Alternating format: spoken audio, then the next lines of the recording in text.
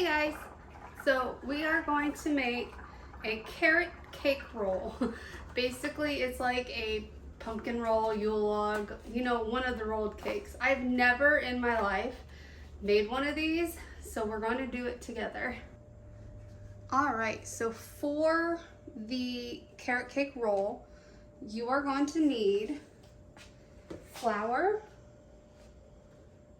baking powder, salt, ginger, cinnamon, nutmeg, cloves, 3 large eggs, half a cup of sugar. I guess I could have told you the measure. I'll tell you the measurements later. But sugar.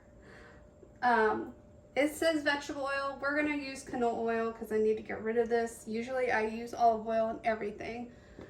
Vanilla extract, and then 3 medium shredded carrots, which we already shredded, but you'll see that later in the video.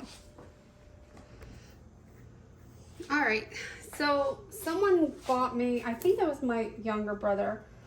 It could have been my mom or dad. Anyway, someone bought me this shredding slicer kit. So we're gonna try it with the carrots. I've tried it on cheese and I didn't care for it much on cheese, but I need some shredded carrot. So let's see. Yes, this is the one I want. We're gonna go ahead and keep this one in.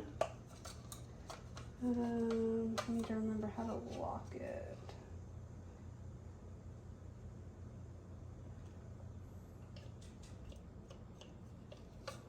Oh, I remember now. Okay. Anyway, so it goes, if you have a KitchenAid, it goes on this part. You just take that off. You keep this part. Yes. And get that on. And then you screw the screw thing back in because you don't want it going anywhere.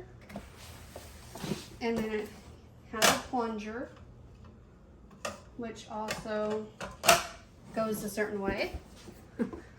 All right, so. All right. I got my bowl. And I already peeled 3 carrots. I just gotta cut the ends off. And let me do that. I'll do it on the paper. Okay. Let's move these carrots. Put that there.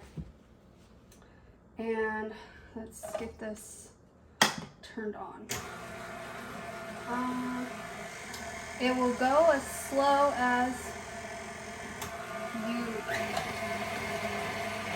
have it set. I'm gonna start with 2.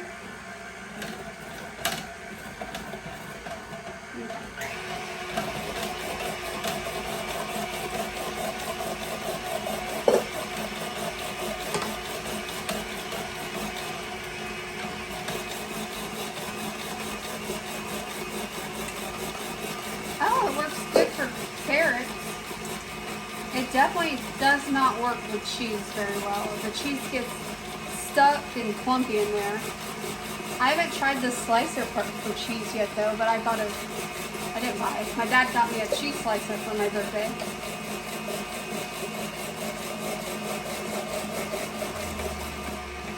Ooh, very good, very good.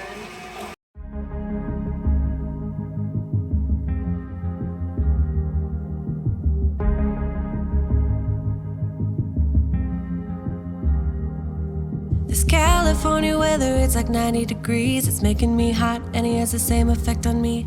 It's just so I'm going to release and then you're going to scrape out. Be careful because again, it is a shredder, it's sharp. You're just going to scrape out as much as you can. All right, now the thing about these, if you do have one, and this is not an important part of this video, but you cannot put these in the dishwasher and you cannot submerge them in water. You have to basically hand wash them at the sink and kind of just rinse as you go. Do not put them in water. Do not put them in the dishwasher. That is my advice for you today. Put my KitchenAid back together.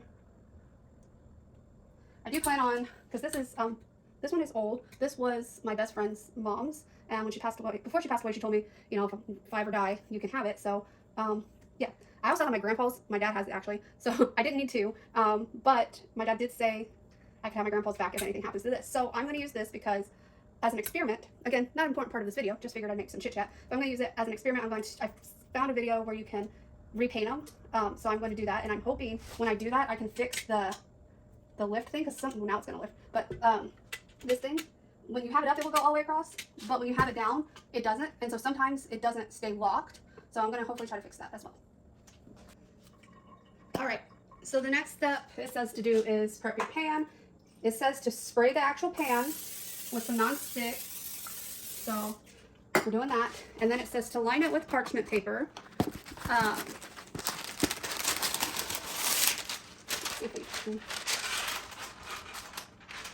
And to allow some overhang. That way. And then you need to do it again this way as well. So I wonder, let's go ahead and do another spray.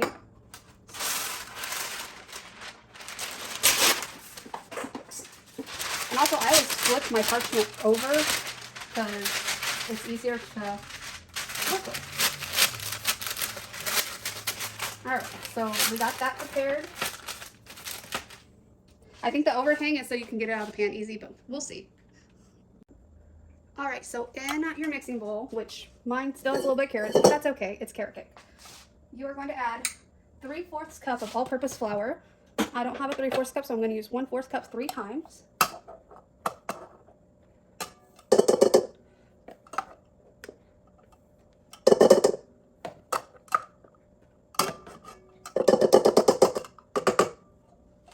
Then you are going to add your cinnamon, baking powder, salt, ginger, nutmeg, cloves.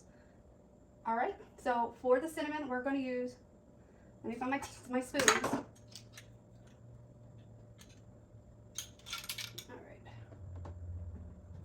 All right, so cinnamon, we need 2 teaspoons of cinnamon.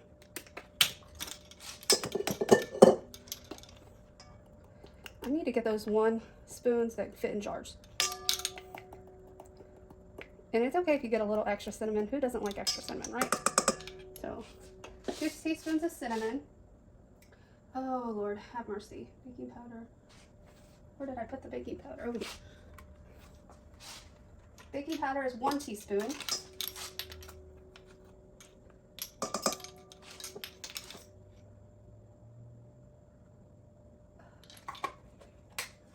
All right, and then a 1/2 teaspoon of salt. Don't you guys? I really do need to get those. Or I want different spoons. I bought these because they match the aesthetic of the kitchen at the old house. And anyway, salt. You don't want to add extra of that. All right, and then you're going to do a 1/2 teaspoon of ginger. And as you notice, I take these things off. I don't like them.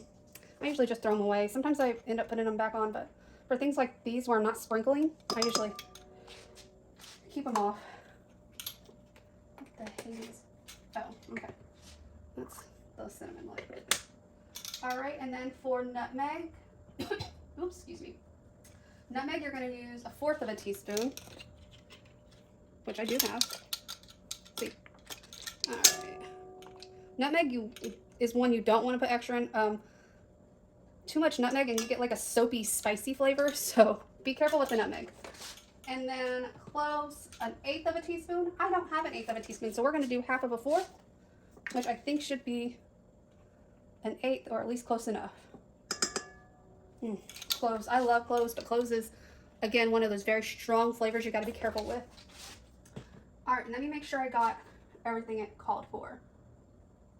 Flour, cinnamon, baking powder, salt, ginger, nutmeg, and cloves. So we're going to combine those. Let me get a fork.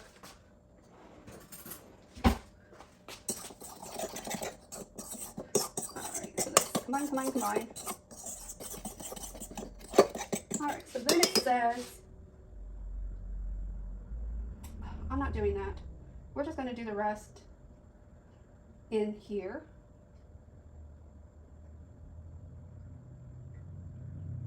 Yeah, I ain't doing all that crap. That's too many bowls. I ain't about bowls. So we're gonna next add our eggs, sugar, basically the rest of the ingredients. All right.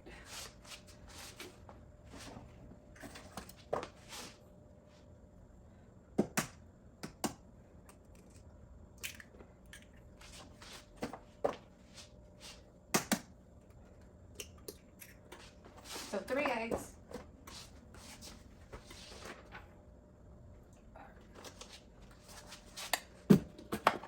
Sugar. Honey. Half a cup. So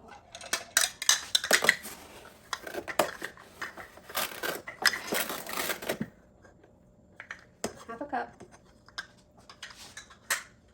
Vegetable oil, or oil, 2 tablespoons. I also need to really bottle this because this bottle got like sticky or something during one of our moves. That's why I'm trying to get rid of it. If I can find a bottle or something to put it in, I'll keep it long, longer. But vanilla, 1 teaspoon. This one. I'm also making homemade vanilla right now, but it's not ready to use yet. Almost, but not quite. All right. And the carrots, but I want to get this mixed first, and then we'll add carrots. Just like that there.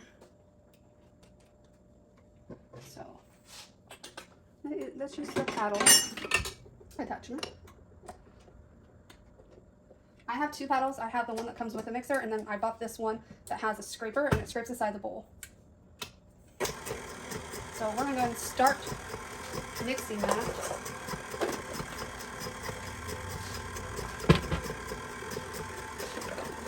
And then we're going to add the carrots.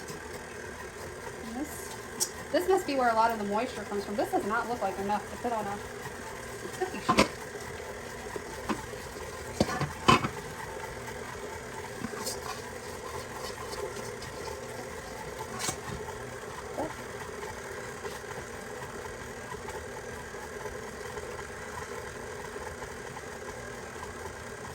What size, guys? Something about the way that he's making me feel. My insides are out. I just want to shout his name. My body. All right, so we are going to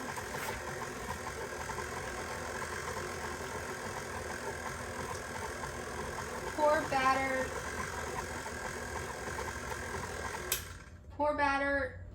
onto our pan, prepared pan.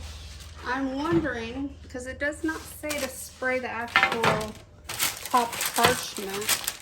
Should we? Let me look. Let me recheck. Nope, it doesn't say. So I think I'm going to. I'm just so nervous that it's gonna stick, so. All right.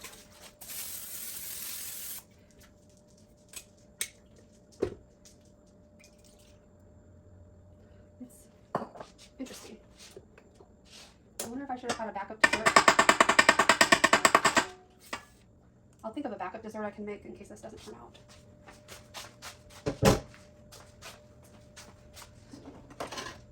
Let's go ahead.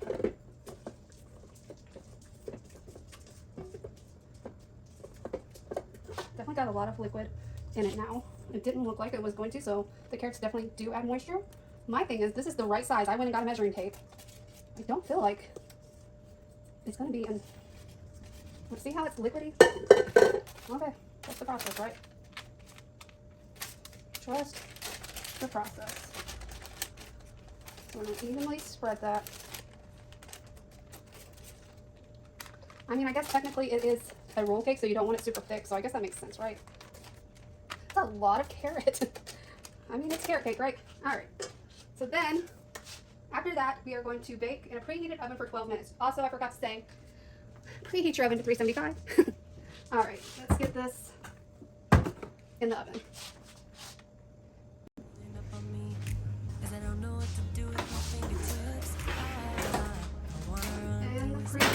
lemon. not to stare. I get a little starstruck when I see 12 you. minutes. I'm going to start the timer. Am I a little crazy to believe that I could wake up with Alright, by my side? we'll be back. Alright, the oven beeped saying I'm done. I don't know what I did with the other pot holder.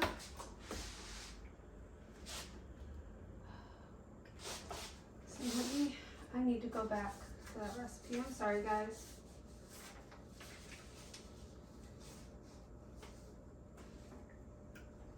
Alright, so we're going to carefully remove and transfer cake onto a clean towel. So let's go ahead and pull that out.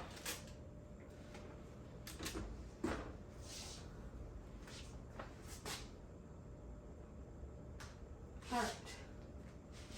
Now, here's where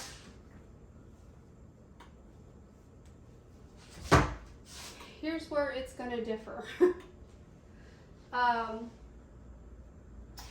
me turn the oven off because I don't know if I need it anymore today. It says to use the parchment paper to put it on a clean towel. But I watched some videos, and what they do is they put the towel over, like they kind of spread out the parchment. They put the towel over. I'm using a Halloween towel because I don't care if it gets stained. So they kind of put that over. And then they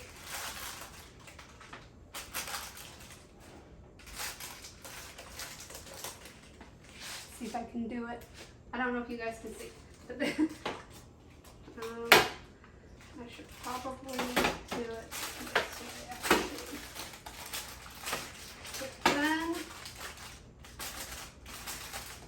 they flip it. Oh, I'm nervous.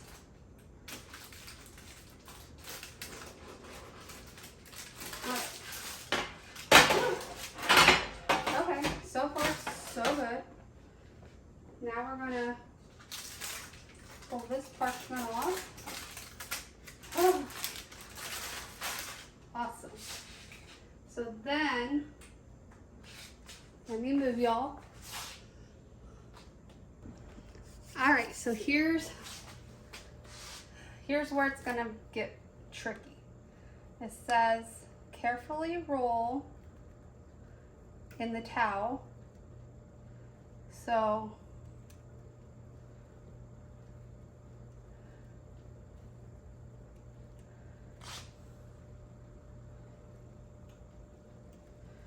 okay, and then I got a cooling rack out because it says to transfer to cooling rack to completely cool.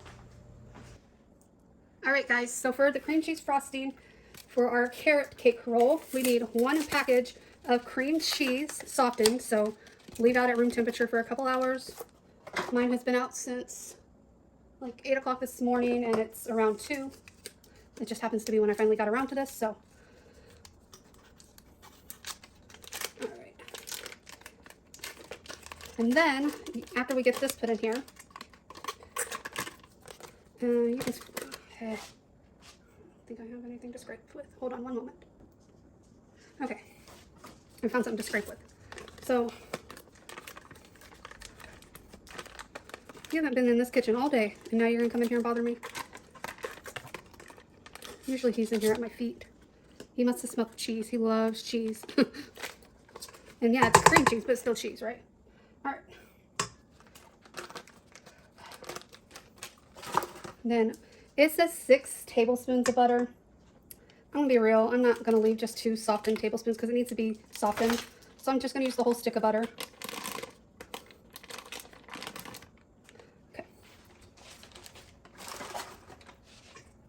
All right, and then we're gonna use our whisk attachment.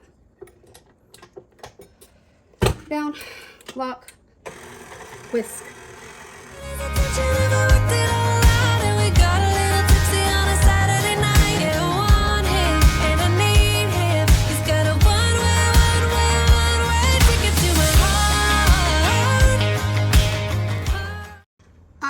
then it says to add a teaspoon of vanilla. So we're just gonna guess. And then it says a cup of powdered sugar, but to add it in gradually. I need to open.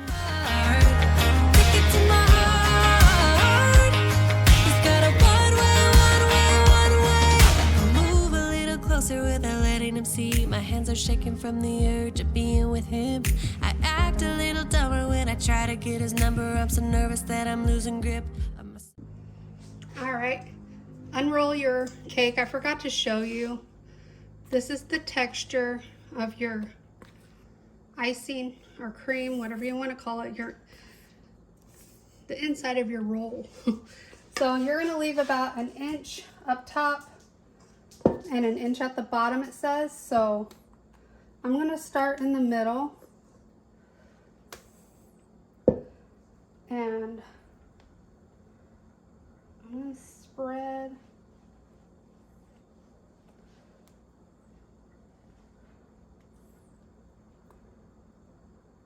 Try not to get too much on the sides either. And if I have extra, that's fine. People can add more to their cake tomorrow, because I don't want it to be too full. That makes sense. All right. And then, oh my God,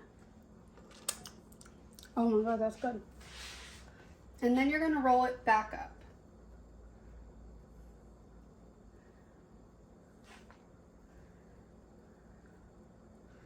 Oh, we cracked a little. All right, next